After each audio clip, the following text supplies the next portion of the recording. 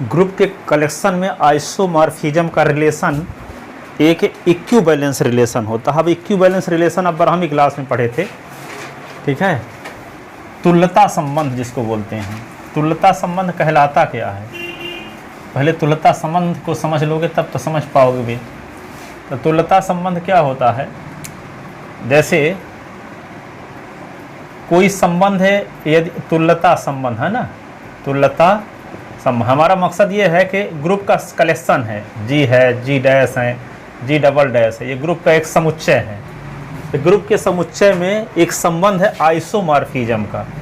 Isomorphism को अब चिन्ह ऐसे होता है, जानते हो, जी अजी डैश, ठीक है। तो ये आइसोमॉर्फिज्म का जो रिलेशन है, ये वाला रिलेशन जिसको हम कहते हैं, ये वाला रिलेशन जो है, ये वाला रिलेशन आइसोमॉर्फिज्म का रिलेशन ग्रुप के कलेक्शन में एक तुल्यता संबंध होता है। क्या होता है? तुल्यता संबंध। तो कोई संबंध तुल्यता संबंध कब होता है? जब वह संबंध क्या हो? स्वतुल्य हो। क्या हो? स्वतुल्य हो। दूसरा क्या हो? सम्मित हो। सम्मित हो। तीसरा क्या हो? संक्रामक हो। क्या हो? संक्रामक। संक्रामक नहीं, संक्रामक। जो तो स्वतुल्य हो, सम्मित हो और संक्रामक हो, तो वह संबंध क्या कहलाता है? तुल्यता संबंध, ठीक है। इंग्लिश में बोलते हैं इक्विवेलेंस रिलेशन। तो स्वतुल्य को बोलते हैं रेफ्लेक्सिव। क्या बोलते हैं? रेफ्लेक्सिव। रेफ्लेक्सिव हो। दूसरा क्या हो? सिमेट्रिक हो। सिमेट्रिक हो। और तीसरा क्या हो? ट्रांजिटिव हो। ट्रांजिटिव। तो जो तीनों प्रकार का होता है, रेफ्लेक्सिव, सिमेट्रिक और ट्रांजिटिव, उसको कहते हैं इक्विवेलेंस रिलेशन। तुल्यता संबंध को क्या बोलते हैं? तुल्यता संबंध। इसको इंग्लिश में बोलते हैं इक्विवेलेंस रिलेशन। Equivalence relation. जो रेफ्लेक्सिव हो, सिमेट्रिक हो और ट्रांजिटिव हो, उस रिलेशन को क्या बोलते हैं? इक्विवेलेंस रिलेशन या तुल्यता संबंध बोलते हैं, ठीक है। तो यहाँ पे रेफ्लेक्सिव का मतलब क्या होता है कि हम, जैसे कोई अपने आप को भाई नहीं कहता, तो भाई का संबंध सतुल्य संबंध नहीं है, लेकिन कोई सरल रेखा खुद के समांतर होती है। कोई सरल रेखा क्या होगी? खुद के समांतर। समांतर होने का संबंध सतुल्य संबंध है, ठीक है। कोई त्रिभुज खुद के सर्वांगसम होगा, तो सर्वांगसम होने का संबंध सतुल्य संबंध है। तो जो रिलेशन खुद के बीच लगता है, उस रिलेशन को क्या कहा जा सकता है? सतुल्य, ठीक है। तो सतुल्य नहीं, जो खुद के बीच रिलेशन डिफाइंड हो, उसको क्या बोल देंगे? सतुल्य। सम्मित का मतलब क्या होगा? जैसे मान लो दो भाई हैं, ए और बी। ए बी भाई हैं, तो ए बी का भी भाई है, तो बी भी क्या है? ए का भाई है। तो भाई संबंध का मतलब क्या है कि ए और बी के बीच जो रिश्ता है, वही बी और ए के बीच में भी वही रिश्ता हो, तो उसको क्या बोलते हैं? सम्मित। जैसे मान लो यल समांतर है यम की, तो यम भी समांतर है एल के, तो समांतर होने का संबंध क्या है? सम्मित है। सम्मित है। कोई रेखा खुद के समांतर भी होती है तो सतुल्य भी है। समांतर रेखाओं का समांतर होने का जो संबंध है, सतुल्य भी है, सम्मित भी है। और संक्रामक का मतलब क्या होता है कि जैसे यल पैरेलल हो गई यम की, यल समांतर है यम की, अब यम समांतर है यन की, यम समांतर है यन की, तो यल समांतर है यम की, यम समांतर है यन की, तो यम दोनों में शामिल हो रहा है। इसका मतलब दोनों में शामिल होने वाले को छोड़ दिया, तब भी यल यन के समांतर होगा कि नहीं होगा? ठीक है। तो वही देखा गया कि यदि यल समांतर है यम की और यम समांतर है यन के, ठीक है, तो जो दोनों में शामिल है उसको छोड़ दिया जाए यम को, यल समांतर यम, तब इसको क्या बोलते हैं? सम्मित ट्रांजिटिव रिलेशन। क्या बोलेंगे? ट्रांजिटिव रिलेशन या संक्रामक संबंध। जो संबंध तीनों प्रकार का होता है उसको कहते हैं तुल्यता संबंध, ठीक है।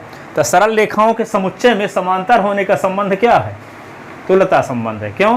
क्योंकि कोई सरल रेखा खुद के समांतर होती है, इसलिए कोई रेखा सरल रेखा खुद के समांतर होती है, इसलिए समांतर होने का संबंध क्या है? सतुल्य संबंध है। कोई यदि यल यम के समांतर है तो यम भी यल के समांतर होगी, सम्मित भी है। यदि यल यम के समांतर है, यम यन के समांतर है तो यल यन के समांतर होगी, इसलिए संक्रामक भी है। तो कोई संबंध जब तीनों प्रकार का होता है तो उसको क्या बोलते हैं? तुल्यता संबंध, ठीक है।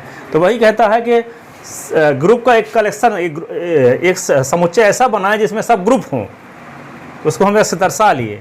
तो ग्रुप के कलेक्शन में आइसोमॉर्फिज्म का रिलेशन एक इक्विवेलेंस रिलेशन होता है। यानी आइसोमॉर्फिज्म का रिलेशन, इसका मतलब क्या हुआ? तुल्यकारिता का संबंध है।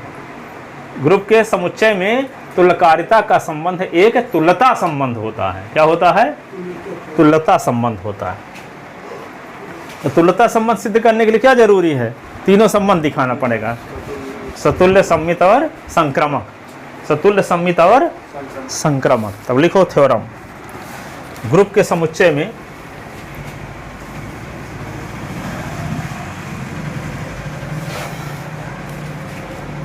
ग्रुप के कलेक्शन में सिद्ध कीजिए, लिखो सिद्ध कीजिए, सिद्ध कीजिए कि सभी समूहों या ग्रुप की, सभी समूहों कहो या ग्रुप कहो, किसी सभी समूहों के समुच्चय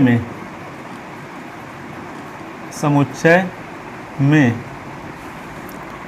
तुल्यकारिता का संबंध, तुल्यकारिता का संबंध, तुल्यकारिता का संबंध एक तुल्यता संबंध होता है। एक तुल्यता संबंध होता है। तो मान लिया कैपिटल X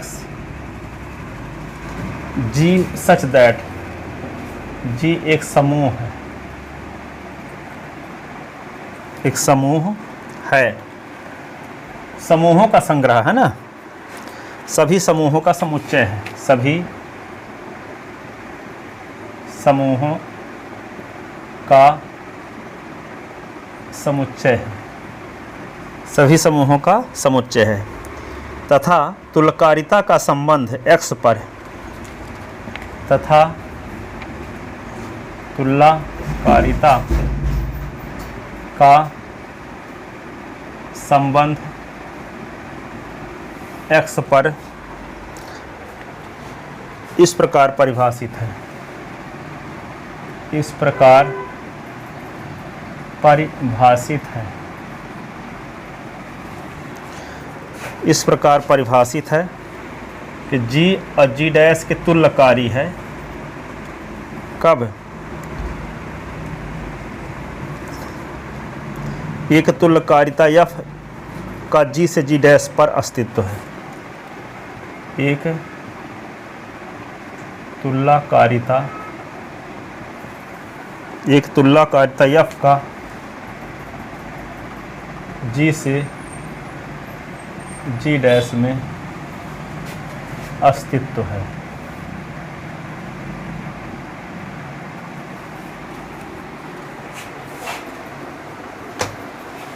देखो G डैश के तुल्यकारी तभी कहा जाएगा जब G से G डैश के बीच में एक मैपिंग ऐसी हो जो आइसोमॉर्फिज्म टाइप की हो। तो आइसोमॉर्फिज्म टाइप की मैपिंग कौन कहलाती है? जो एकाकी हो, आच्छादक हो और समाकारिता हो। एक वन, हाँ, वन वन हो, ऑन टू हो और होमोमॉर्फिज्म हो, तो उसको क्या बोलेंगे? आइसोमॉर्फिज्म। उसी को तुल्यकारिता भी कहते हैं। ठीक है। तो यहाँ पे G से और G डैश के बीच में एक मैपिंग ऐसी है जो आइसोमॉर्फिज्म टाइप की है, तब कहेंगे कि G डैश G के तुल्यकारी है। G डैश की क्या है? तुल्यकारी है। तो एक तुल्यकारिता F का G से G डैश में अस्तित्व यदि है तो हम ये लिख देते हैं कि G डैश के तुल्यकारी है। ठीक है। तब आपको पहले ये दिखाना होगा कि संबंध, तुल्यकारिता संबंध को सिद्ध करना होगा कि वह तुल्यकारिता संबंध सतुल्य संबंध है, सम्मित संबंध है और संक्रामक संबंध है। तब तुल्यकारिता का संबंध समूहों के समुच्चय में क्या होगा? एक तुल्यता संबंध हो जाएगा। तब हमें सिद्ध करना है, तब हमें सिद्ध करना है कि तुल्यकारिता का संबंध x पर एक तुल्यता संबंध है।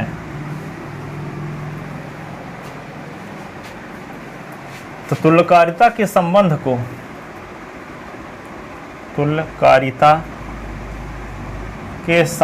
को तुल्यता संबंध सिद्ध करने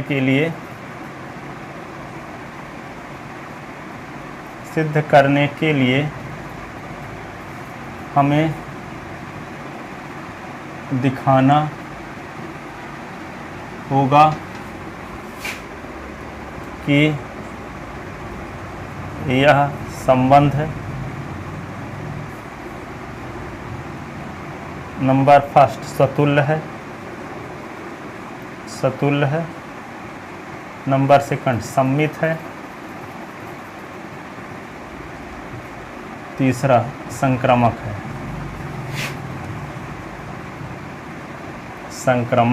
है। तो पहले क्या दिखाएंगे? सतुल्यता।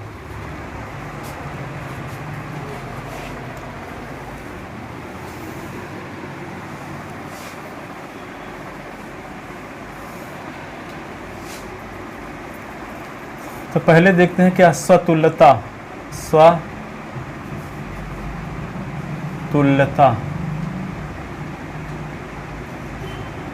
इसको इंग्लिश में लिखते हैं रेफ्लेक्सिविटी। सतुल्यता, रेफ्लेक्सिविटी।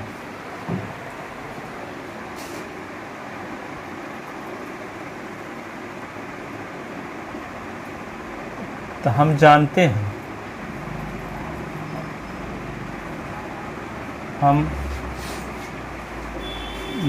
हैं कि तत्समक फलन आई जी से जी में एकाएकी आच्छादक फलन होता है। एकाएकी आच्छादक फलन होता है। क्या होता है? एकाएकी आच्छादक फलन होता है।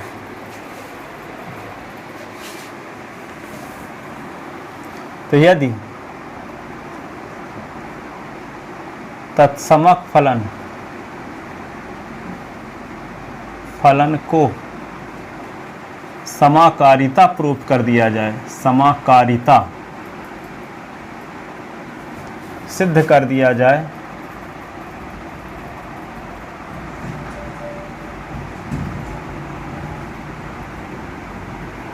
तो आई जी से जी में तुल्यकारिता हो जाएगा, अरिता हो जाएगा। ऐसी स्थिति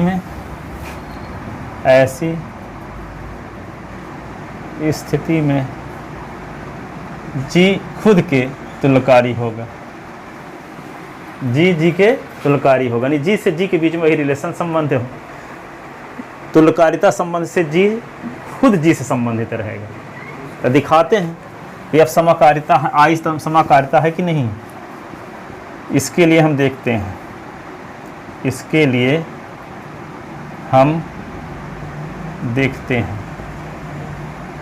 ए और बी बिलोंग इन जी, तो implies A into B belong in G. तो यहाँ पे ए बी में जी लगाते हैं, ए बी में जी, तो क्या आएगा? ए बी ना आएगा कि नहीं आएगा? तो समक फलन, तो कोई फर्क नहीं पड़ेगा। तो क्या होगा? ए के स्थान पे आई ए भी लिख सकते हैं, बी के स्थान पे आई बी भी लिख सकते हैं, क्योंकि तत्समक फलन था। ए में आई लगाएं तो कोई फर्क पड़ेगा नहीं, बी में भी आई लगाएं तो बी में कोई फर्क पड़ेगा नहीं। ठीक है। तो यहाँ पे ए के स्थान पे आई ए भी लिखा जा सकता है, बी के स्थान पे आई बी भी लिखा जा सकता है। तो आई ए बी बराबर आई ए आई बी आना क्या साबित करता है? कि आई समाकारिता, आई क्या है?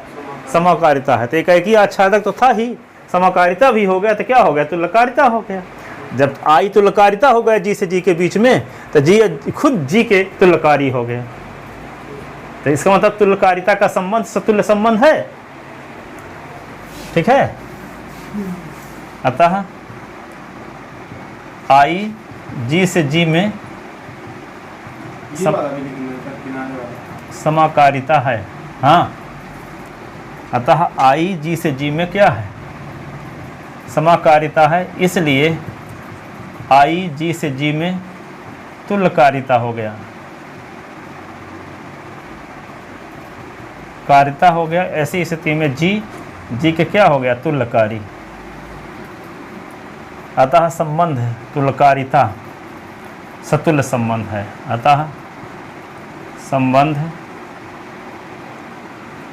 तुल्यकारिता सतुल्य संबंध है, सतुल्य संबंध है। तो सतुल्य तो दिखा दिए, अब क्या दिखाएं, सम्मित और संक्रामक। सम्मित और संक्रामक तो क्या हो जाएंगे, तुल्यता संबंध।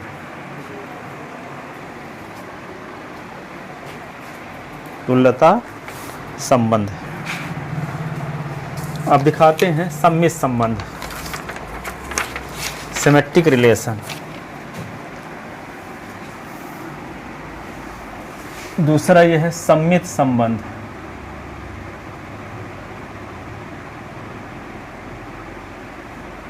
सम्मित संबंध तो माना जी और G dash belong in capital X इस प्रकार है कि जी जी डैश के तुल्यकारी है, तब एक तुल्यकारिता, तब एक तुल्यकारिता, तब एक तुल्यकारिता एफ जी से जी डैश का अस्तित्व होगा। एफ जी से जी डैश का अस्तित्व होगा।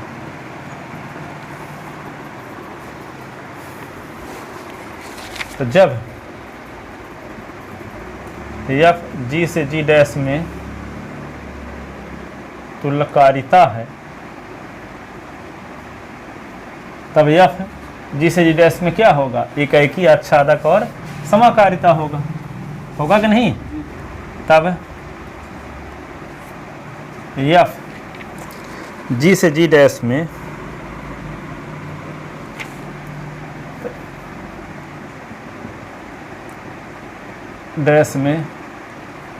एकाएकी आच्छादक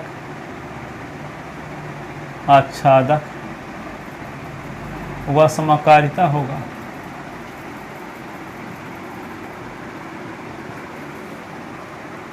तब एफ जी से जी डैश में एकाएकी आच्छादक अवश्य होगा।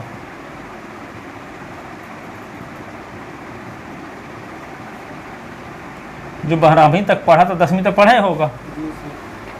तो एफ क्या है, जी से जी डैश, जो फलन एकाएकी आच्छादक दोनों होता है तो वह प्रतिलोमी भी होता है। क्या होता है, तो इसका मतलब तो एफ इनवर्स जो होगा इसका अस्तित्व जी डैश से जी में होगा,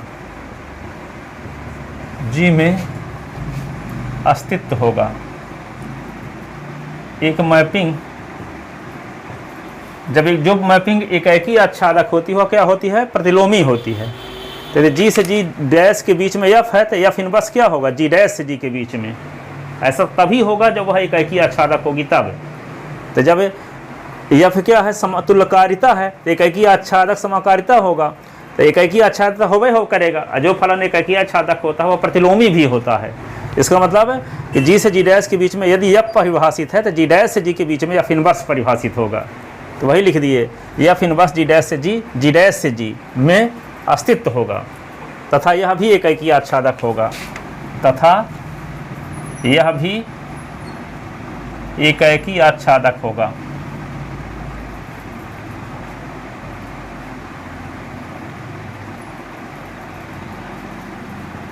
ठीक है।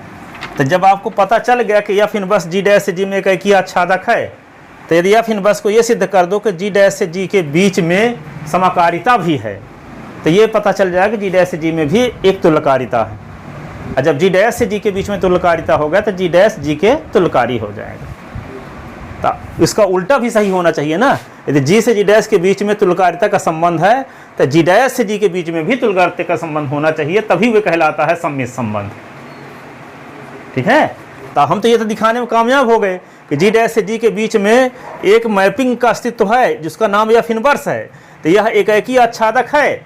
यदि हम एफ इनवर्स को क्या दिखा दें, जी डैश से जी के बीच ये दिखा दें कि वह समाकारिता है, तो इसका मतलब जी डैश से जी के बीच में एक तुल्यकारिता है। और जब जी डैश से जी के बीच में एक तुल्यकारिता है तो जी डैश और जी भी तुल्यकारी हो जाएंगे। तो इसका मतलब जी से जी डैश के बीच में जो संबंध था वही संबंध है, जी डैश से जी के बीच भी है। तो संबंध क्या कहलाएगा फिर? यदि ए और बी के बीच जो संबंध है वही बी और ए के बीच में भी संबंध है, उसी को सम्मित कहते हैं। जैसे भाई भाई का संबंध बोले थे, यदि ए बी का भाई है तो बी भी ए का भाई हो। लेकिन भाई बहन का संबंध है, ए बी का भाई है लेकिन बी ए की बहन है, तो भाई बहन का संबंध सम्मिश्र संबंध नहीं है, लेकिन भाई भाई का संबंध सम्मिश्र संबंध है। यदि ए बी का भाई है तो बी भी ए का भाई होगा। तो यदि जी और जी डैश के बीच में तुल्यकारिता है तो जी डैश से जी के बीच में भी तुल्यकारिता हो जाए, तब उस संबंध को क्या बोलेंगे? सम्मिश्र संबंध है। ठीक है। तो वही हम मानकर क्या चले कि जी से जी डैश के बीच में तुल्यकारिता है, इसका मतलब एक मैपिंग ऐसी होगी जो जी से जी डैश के बीच एक एकी आच्छादक और समाकारिता होगी। ठीक है। तो निश्चित रूप से जब तीनों कंडीशन को फॉलो करती होगी तो एक एकी आच्छादक तो होबे करेगी। और जो मैपिंग एक एकी आच्छादक होती है और प्रतिलोमी भी होती है। और प्रतिलोमी होती है इसका मतलब कि जी से जी डैश के बीच में यदि एक एकी आच्छादक है तो जी डैश से जी के बीच में भी एक मैपिंग का अस्तित्व होगा जिसका नाम एफ इनवर्स है। तो एफ इनवर्स क्या होगा? जी डैश से जी के बीच में एक एकी आच्छादक होगी। यदि हम एफ इनवर्स को ये दिखा दें कि जी डैश से जी के बीच समाकारिता है तो क्या हो जाएगी? एफ इनवर्स है जी डैश से जी के बीच में तुल्यकारिता हो जाएगी। और जब तुल्यकारिता हो जाएगी तो जी डैश से जी के बीच में तुल्यकारी संबंध लग जाएगा। ठीक है। तो हमारा मकसद क्या होगा अब दिखाना कि एफ इनवर्स समाकारिता है कि नहीं है जी डैश से जी के बीच में। ठीक है। और समाकारिता यदि सिद्ध करने में कामयाब हो गए तो क्या होगा? जी डैश से जी के बीच में एक आइसोमॉर्फिज्म टाइप की मैपिंग है, एक तुल्यकारी टाइप की प्रतिचित्रण है, तुल्यकारी टाइप की। ठीक है। इसलिए जी डैश जी के क्या हो जाएगा? तुल्यकारी। तो संबंध क्या होगा तुल्यकारिता का? एक सम्मिश्र संबंध भी हो जाएगा, है ना, सम्मिश्र संबंध भी हो जाएगा। ठीक है। तो अब दिखाते हैं हमारा मकसद क्या है, समाकारिता सिद्ध कर। अब हमें दिखाना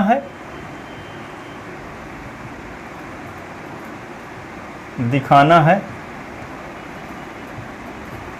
कि एफ इनवर्स जी डैश से जी में समाकारिता है।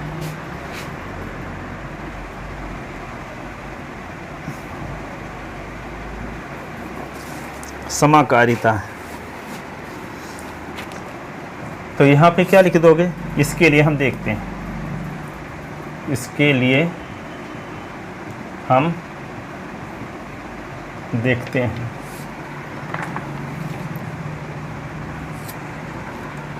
ए डैश बी डैश।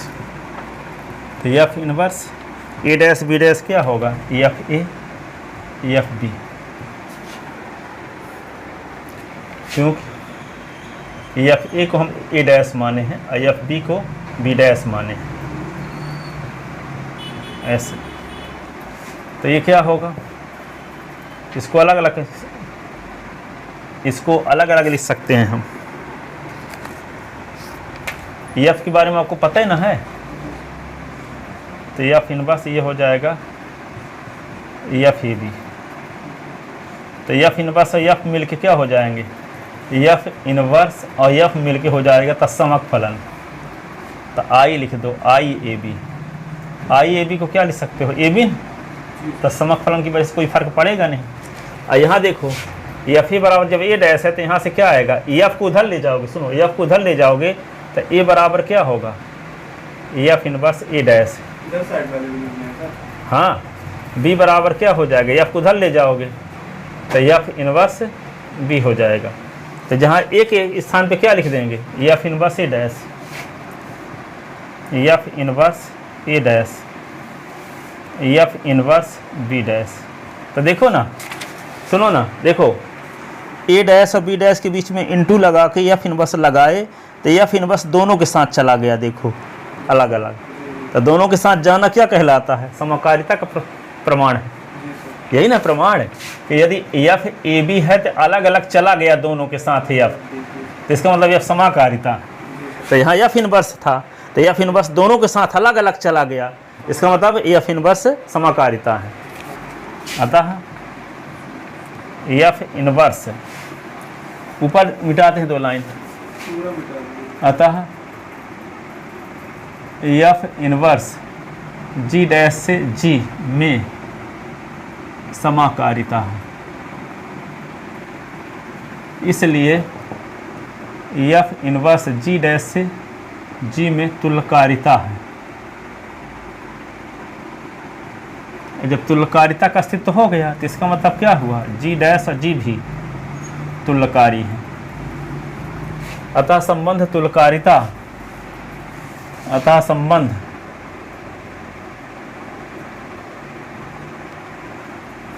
तुल्यकारिता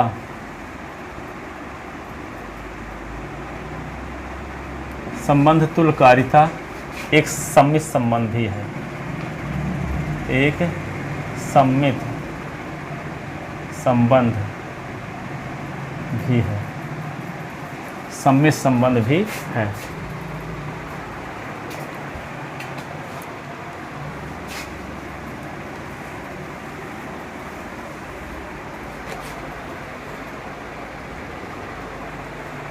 ये फंडामेंटल थ्योरम की विरोधी है। बीजेपी की सरकार नहीं रहती, कांग्रेस की रहती है। इसका मतलब ये है कि जब तो फंडामेंटल थ्योरम नहीं आएगी तो ये वाली थ्योरम आती है। फंडामेंटल वाली चैप्टर का है हाई यूनिट 3rd है में, ठीक है। तो जब फंडामेंटल थ्योरम नहीं आती तो ये वाला क्वेश्चन आता है। पहले इसमें बहुत दिमाग लगने वाला था तो मैं सोचा कि शायद आप तैयार ना कर पाओगे, पर एक क्वेश्चन जब पूछे कल वाला तो मैं सोचा कि हो गया आप सब पढ़ रहे हो तो सब समझ में आ जाए, तो इसको भी बता दी। क्योंकि ये सबसे ज़्यादा दिमाग इसी सवाल में लगता है, सब लग जाता है नियम। हाँ, इसीलिए नहीं बताया था कि स्टैंडर्ड से बाहर है, परंतु अब समझ जाओगे, हमको ऐसा लग रहा है। ठीक है, तो संबंध तुल्यकारिता एक सम्मित संबंध भी है। ठीक है, अब क्या दिखाएंगे, संबंध तुल्यकारिता को संक्रामक संबंध दिखाएंगे, है ना।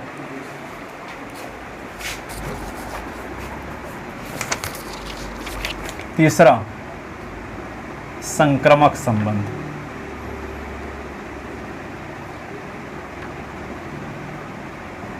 कोई सा कठिन कुछ भी नहीं है, ऐसा लगता है भर है, सब पढ़ोगे ना तो कोई ये नहीं फर्क पड़ेगा कि हम ब्राह्मी अच्छे से पढ़े नहीं थे तो हमसे इधर का नहीं बनेगा।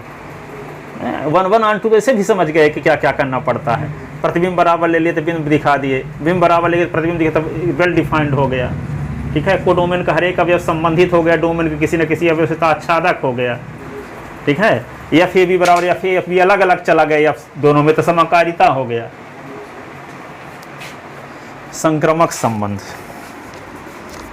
इसको इंग्लिश में क्या बोलते हैं, ट्रांजिटिव रिलेशन। ट्रांजिटिव रिलेशन, इसे नोट्स आप बहुत बेहतरीन तरीके से बना रहे थे, उस दिन देखे थे, सब लिख चुके होंगे ना। कल पढ़ा है सर, वो वाला बस नहीं लिखा। हाँ, तो वे नोट्स ऐसे बना के रखे रहोगे ना, तो वे आगे भी काम आएगा। अब पढ़ते रहो ऐसे ढंग से। आजकल लोग एमएससी भी ऐसे करते हैं यहाँ पे, जैसे आप बीएससी को देखे होगे कॉलेज में अपने कैसे करते हैं लड़के। आप तो भले यहाँ पढ़ते हो टाइम लगा के, वहाँ अधिकांश लोग देखो वैसे परीक्षा सार से पढ़ के सब परीक्षा देने चले जाते होंगे, और पास भी हो जाते हैं। ठीक है, तो वे लोग एमएससी करेंगे तो वे एमएससी करेंगे, और आप करोगे तो कौन अच्छा रहेगा। आप तो सब जानते भी हो कॉन्सेप्ट, अब वे लोग तो कुछ वो परीक्षा सार के रट के गए हैं तो परीक्षा दिए हैं, तो उन लोगों से बेहतर है ना हो, आप सब कॉन्सेप्ट को जानते हो, कोई भी क्वेश्चन बताया जाएगा आगे तो इन्हीं संबंधित रहेगा। ठीक है, अब सब विषय जिसको आप ट्यूशन नहीं पढ़ते तो उसको डिटेल कहाँ पर जानते हो, उसके बारे में कुछ भी नहीं जानते, तो आप भी रट के परीक्षा भर देते होगे, उसके बारे में डिटेल थोड़ी जानते हो। और सब्जेक्ट हाँ, अब केमिस्ट्री आप केमिस्ट्री भी लियो क्या? केमिस्ट्री फिजिक्स तो होबे करेगी, तो फिजिक्स तो अपने से रटते होगे। फिजिक्स हो गया 12th में पढ़ा है सब तो बन- हाँ, पढ़े हो तो बन जाएगा, पर वो उसके बारे में डीप जानकारी नहीं मिल पाती। नहीं मिलता। तो जितना डीप जानकारी आपको मिली तो मैथ की मिलेगी, पर आप माइनर वाले लगता है एमएससी भी नहीं कर सकते ना। माइनर वाले इस हो सकता है आपके कॉलेज में यहाँ हो, यहाँ वाले माइनर वाले नहीं कर सकते, क्योंकि ये सब मैथ नहीं पढ़ते हुए, उनके लिए अलग मैथ होती है। वो वाली सेकंड पेपर वाला भर पढ़ते हैं। एमएससी नहीं कर सकते सर। नहीं, एमएससी हम आपके वहाँ का रूल अलग है, क्योंकि आप तो सब मैथ पढ़वा रहे हैं। जी जी हैं, फर्स्ट सेमेस्टर दोनों सेमेस्टर मिला के दोनों मैथ आप पढ़ा देते हैं वहाँ। हाँ, तो आपको दिक्कत कोई जाएगी नहीं, तो आपको वहाँ का अलग रूल होगा। वहाँ सर इंदौर में पहले सेमेस्टर में वो सेकंड हाँ, जो माइनर वाली है उसको लगवाए थे, अब मेजर वाली लगवा दी सेकंड सेमेस्टर में। इसमें भी तो ऐसे है, ऐसे ही हैं, थर्ड सेमेस्टर में लगवा दिए माइनर वाली, अब फोर्थ सेमेस्टर में मेजर वाली लग पढ़ रहे हो। उल्टा है पूरा सर। हाँ, जो सेकंड सेमेस्टर वाले पढ़ चुके होंगे हाँ, मेजर वाले, हाँ, तो थर्ड सेमेस्टर माइनर वाले में लगा दिए भाई। हाँ, संक्रामक संबंध है। ठीक है, तो माना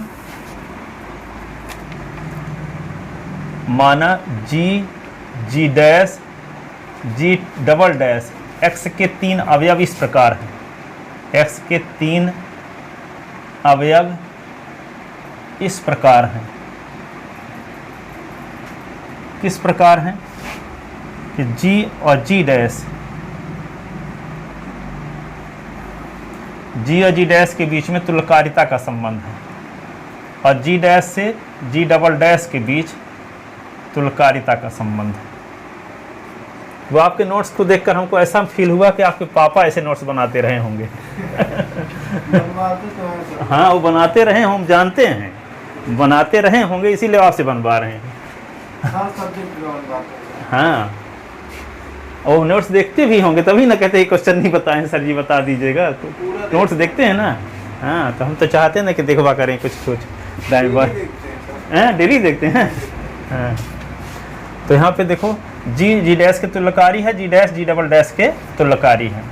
तब हमें से दिखाना होगा कि जैसे अभी बताए ना, यल समांतर है यम की और यम समांतर है यन की, तो क्या दिखाना पड़ेगा? यल समांतर यन, तब न संक्रामक संबंध कहलाता है।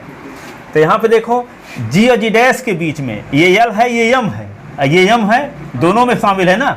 यहाँ पे यल पैरेलल है यम के, यम पैरेलल है यन के, तो यम दोनों में शामिल है। देखो, ये वाला इसमें भी शामिल है, ये वाला इसमें भी शामिल है, तो जो दोनों में शामिल है उसको हटा दो, तब बचेगा क्या? जी डबल डैश के बीच में वही संबंध होना चाहिए, यानी दोनों में जो शामिल है उसको हटा दिए, तो क्या बचा? यल और यन। तो यल और यन के बीच में वही संबंध बरकरार यदि है, तो यह संबंध कहलाता है संक्रामक संबंध। क्या कहलाता है? संक्रामक संबंध। ठीक है, तो हम क्या दिखाएंगे? यदि जी तुल्यकारी है जी डैश के और जी डैश तुल्यकारी है जी डबल डैश के, तो जी तुल्यकारी हो जाए जी डबल डैश के, तो ये वाला तुल्यकारी संबंध क्या हो जाएगा? संक्रामक संबंध। तो हम तुल्यकारी संबंध को तो दो संबंध दिखा ही चुके हैं, सतुल्य संबंध दिखा चुके, सम्मिश्र संबंध दिखा चुके, संक्रामक भी हो जाएगा। तो तीनों संबंध जब हो जाते हैं तो उसको कहते हैं तुल्यता संबंध। क्या कहते हैं? तुल्यता संबंध। ठीक है, तो ये जब कह दिए कि इसके बीच तुल्यकारिता का संबंध है, इसके बीच तुल्यकारिता का संबंध है, तो इसके मतलब ये हुआ कि जी से जी डैश के बीच एक मैपिंग ऐसी होगी जो आइसोमॉर्फिज्म टाइप की होगी, जो तुल्यकारी टाइप की होगी, और जी डैश से जी डबल डैश के बीच एक मैपिंग ऐसी होगी जो तुल्यकारी टाइप की होगी।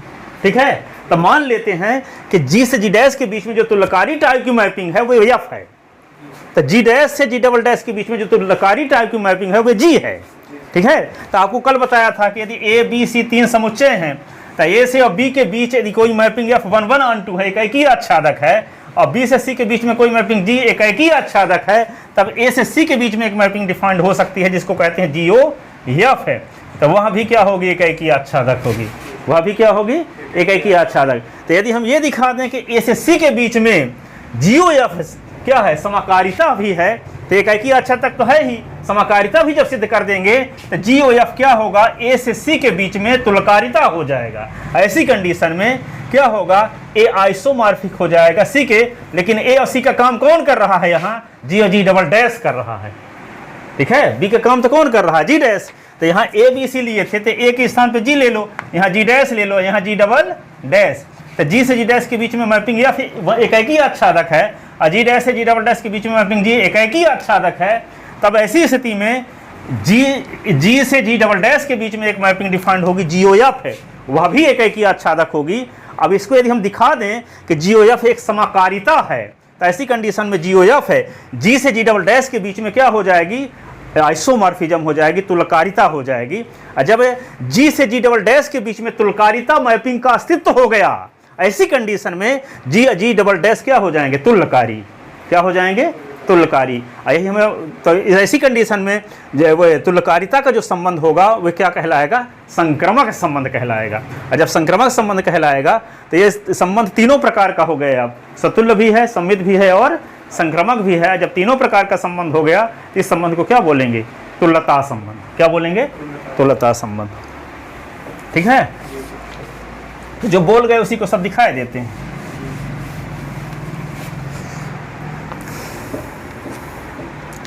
ठीक है, तो माना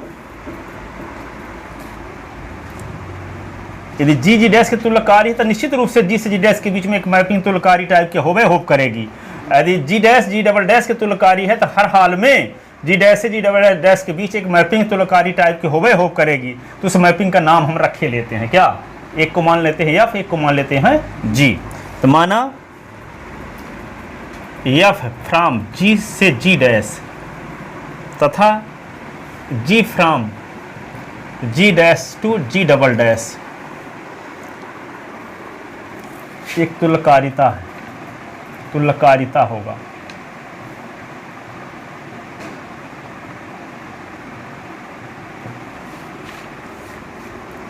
ठीक है, तो इम्प्लाइज एफ जी से जी डैश तथा जी डैश से जी डबल डैश में एकाकी आच्छादक व समाकारिता होगा, एकाकी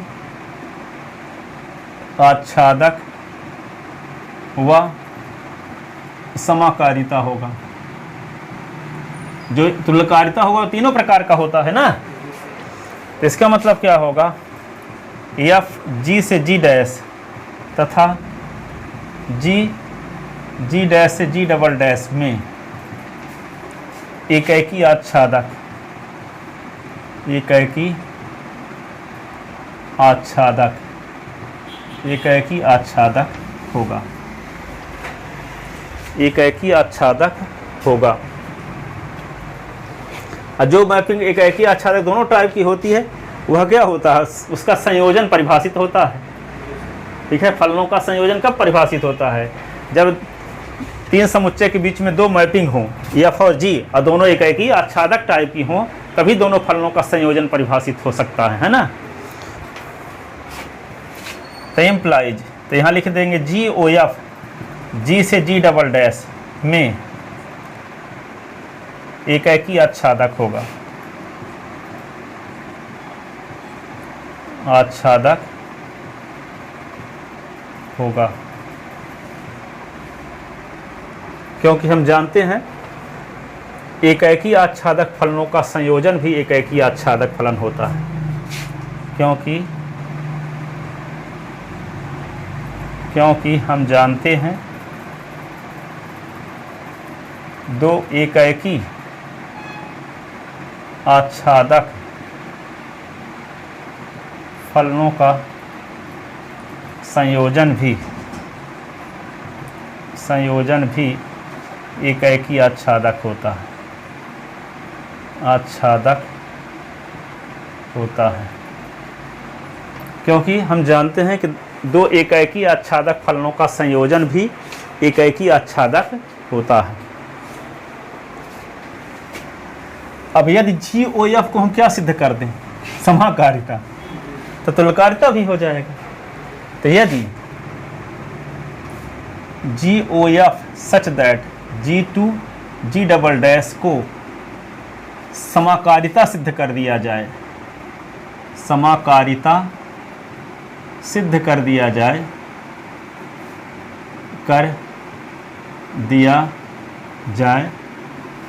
तब G O F from G to G double dash समाकारी तुल्यकारिता हो जाएगी, तुल्यकारिता हो जाएगी। ऐसी स्थिति में जी डबल डैश के तुल्यकारी हो जाएगा। इसके लिए हम देखते हैं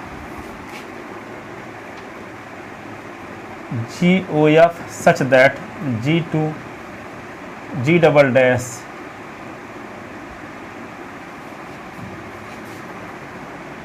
को समाकारिता सिद्ध करने के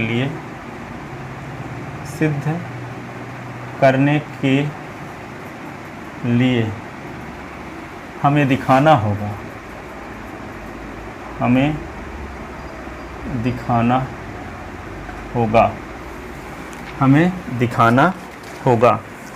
क्या दिखाना होगा? जी ओ एफ लगाते हैं ए बी में, तो जी लिख दो, मीडियम ब्रैकेट में एफ लिख लो, एफ ए बी ऐसे। एफ के बारे में आपको पता है कि समाकारिता है। अब यहाँ आपको पता है तो इसको क्या लिख सकते हो? जी उतार लो सीधे, यहाँ लिख सकते हो F A F B. Reason क्या लिख दोगे? एफ जी से जी डैश में समाकारिता है।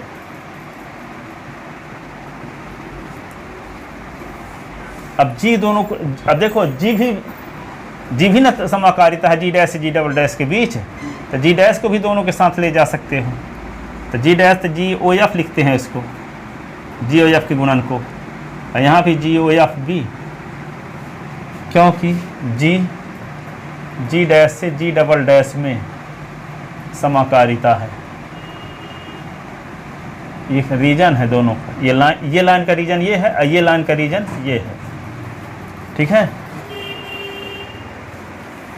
तो आ तो गया। देखो ए और बी के पहले जी ओ एफ लगा था ना, तो जी ओ एफ ए और बी में अलग अलग लग गया। इससे बात साबित हो गई कि जी ओ एफ क्या है? समाकारिता है। और जी ओ एफ है क्या? फलनों का संयोजन।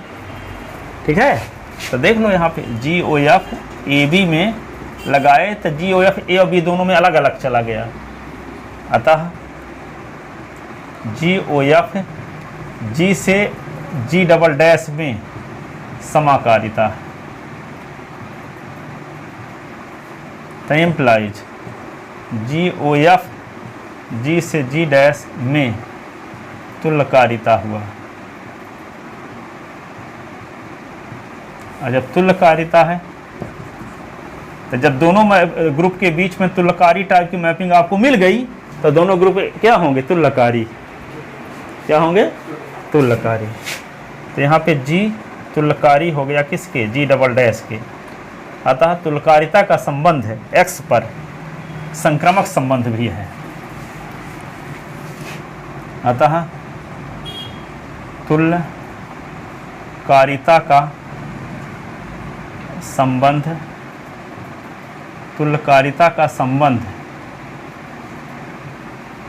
एक्स पर, अतः तुल्यकारिता का संबंध एक्स पर संक्रामक संबंध भी है।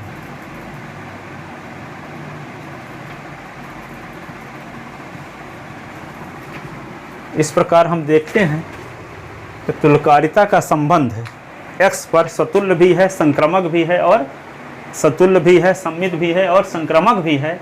इसलिए तुल्यकारिता का संबंध एक्स पर एक तुल्यता संबंध है।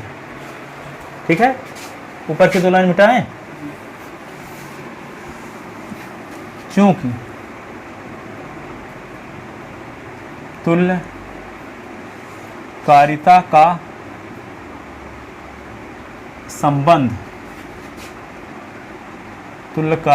संबंध एक्स पर स्वतुल्य, सम्मित व संक्रामक तीनों प्रकार का है। तीनों प्रकार का है। तुल्यकारिता का संबंध x पर सतुल्य, सममित व संक्रामक तीनों प्रकार का है, इसलिए यह संबंध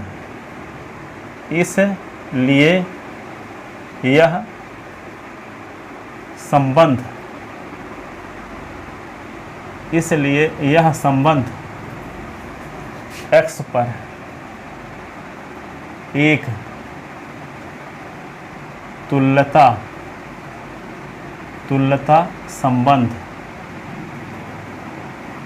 संबंध इक्विवेलेंस रिलेशन है।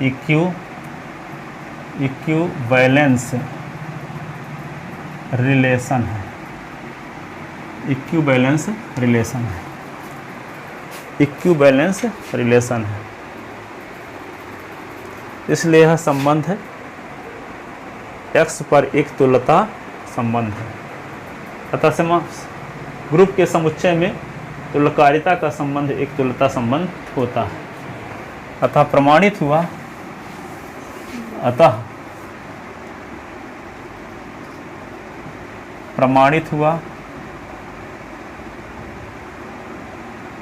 समूहों के संग्रह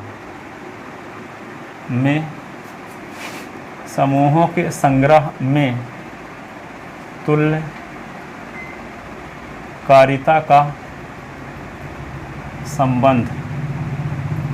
तुल्यकारिता का संबंध एक है,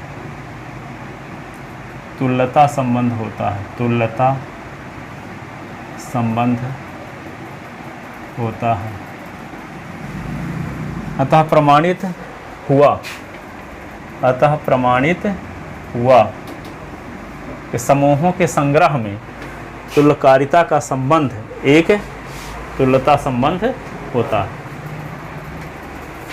ठीक है।